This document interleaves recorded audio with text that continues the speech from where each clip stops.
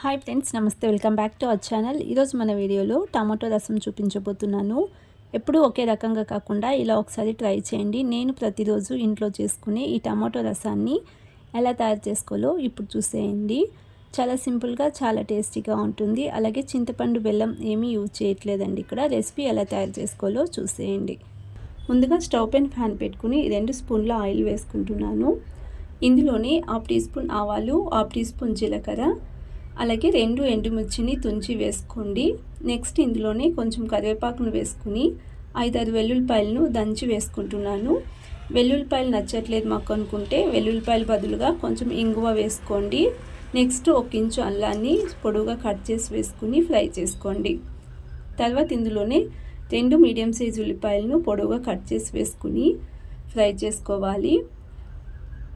ఉల్లిపాయ కొద్దిగా మగ్గిన తర్వాత ఇందులోనే చిటికెడు పసుపును వేసుకుని ఫ్రై చేసుకోండి. ఇలా ఉల్లిపాయ ఒక 50% వరకు ఫ్రై అయ్యేంత వరకు ఫ్రై చేసుకోవాలి. నెక్స్ట్ 4 పచ్చిమిర్చిని పొడవుగా కట్ చేసి వేసుకుని ఫ్రై చేసుకోండి.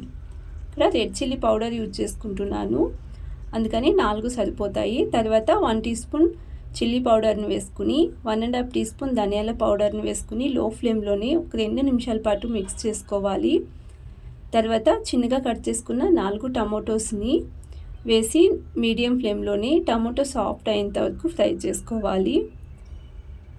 5 నిమిషాల పాటు మీడియం ఫ్లేమ్లోనే ఫ్రై చేసుకోండి. తర్వాత 4 టీ స్పూన్ల పచ్చి కొబ్బరి తురుము వేసుకుంటున్నాను. కొబ్బరి తురుము వేసుకోవడం వలన రసం ఫ్లేవర్ చాలా బాగుంటుందండి. అలాగే రుచికి సరిపడా సాల్ట్ని వేసుకుని మిక్స్ చేసుకోండి.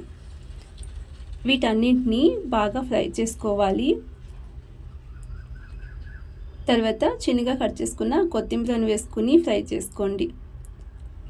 ఇక్కడ టమాటోని మ్యాష్ చేసుకోవట్లేదండి, అందుకని టమాటో బాగా సాఫ్ట్ అయ్యేంత వరకు ఉడికించుకోవాలి.